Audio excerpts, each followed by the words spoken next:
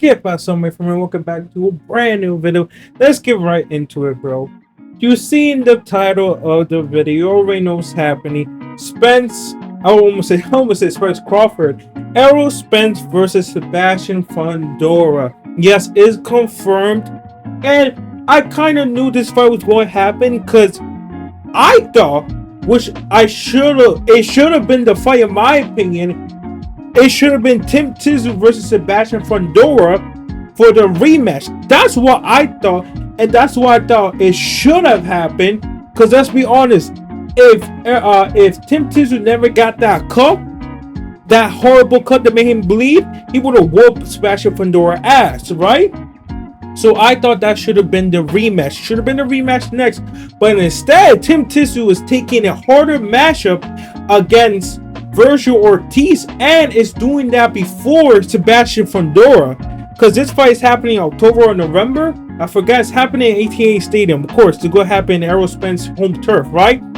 But it should have been Sebastian versus Tim Tszyu, and the fact Tim Tszyu is fighting before Sebastian Fundora should tell you something. Should really tell you something. But hey, it's not the rematch what we wanted. But the first, I want to get into it. Does he deserve this fight? Because I know a lot of people go be like, how the fuck did Errol Spence get a world championship opportunity after getting his ass kicked a year ago? It's going to be a year and a couple months ago, and coming off a TKO loss, and from a year off in activity. I get it. Well, if you didn't know, Sebastian Fundora, what was his last fucking fight before he fought Tim Tszyu? It was a knockout. He got knocked out by Brian Mendoza, and he took a long time off. So if you're saying that, oh, how the fuck could Errol Spence could do this? Fucking Sebastian. Sebastian got a world champion shot. Fucking Keith Thurman got a world champion shot. So if you're gonna say, oh no, Sebastian only got it because what's it called? Sebastian only got it because Keith Thurman got fucking injured. Keith Thurman was going to get the world champ. Let's all be honest to ourselves, okay? Keith one-time Thurman does not deserve a title shot more than Errol Spence. I know Errol Spence just got his ass kicked, but let's be honest, Errol Spence is still unification champion, still one of the best fighters, right? I know he got his ass kicked, but still, he got his ass kicked by the best fighter right now.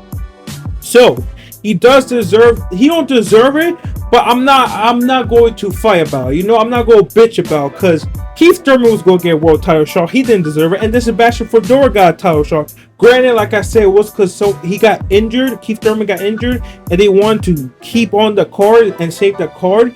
But still, bro, we got it. We got this matchup, and it's an interesting matchup. My early prediction is that, of course, I think Errol Spence is going to win this. Because Errol Spence, he likes digging into the body, and I think that's going to be, what's this called? It's going to be Sebastian downfall. Because if you don't know, Sebastian, he don't fight like a tall man. Like when he fought Tim Tszyu, yes, he fought like a tall man, right? Using his length, his reach to jab, cross, hook, like he was using his reach. But before that, the reason why he got knocked out by Brian Mendoza is because he fought in the inside. He fought like he was 5'5", bro. And I think the same way he got knocked out by Mendoza, that's the same way he's going to get knocked out by Errol Spence. Because I do think he's going to get baited into fighting in the inside with Errol Spence. And that's what's going to cause him to lose. And that's what's going to cause Errol to knock out Sebastian. But there's a chance that Sebastian may win. Sebastian may have gotten better. He may use his stick jab, his distance to beat the shit out of Errol Spence, because that's Errol Spence's weakness. As we saw in Crawford was using, like, he wasn't getting in the inside. We all know what Errol Spence likes to do. He likes to get you in the fucking on the ropes and start throwing hooks to the body and going inside the body, right? But Crawford was too skilled, and he was too good on his footwork. His footwork is too fucking good for him to stay in one spot. So every time you try to get him against the circle, against the fucking ropes, now fucking counter fucking left hand and go the other way. And then he was using his distance and his reach to outstrike Spence. So I don't see Sebastian being able to do that. Like, he may get his jab out, but Sebastian footwork is not that good. Let's be honest. Sebastian footwork is nowhere near as good as Crawford. So I do see Crawford going against, like, lowering Sebastian against the ropes, then unleashing his hooks on Sebastian body, and then Sebastian is going to get baited to fight in the inside, and that's how I think he's going to get knocked out. But I really don't see, like, unless fucking what's his name, Sebastian gets better on using his reach and picking apart his shots, like picking which shots to fucking throw, he has a chance. And Errol Spence said on Twitter too that this could be his last fight. He said this could be the last time you see me, guys, because if he lose, he probably could be like, damn, I don't have it no more. If I can't be this motherfucker Sebastian, I can't be any of the top dogs. I can't be any of these motherfuckers. So this could be Errol Spence's last fight if he loses. Like, I could see him retiring in AT&T Stadium after getting his ass kicked by Sebastian. Like, I very well could see that. The only way he stays and still losing if it's because of robbery or it's because of close. But if you lose, he most likely will retire. This will be the last time we see Errol Spence.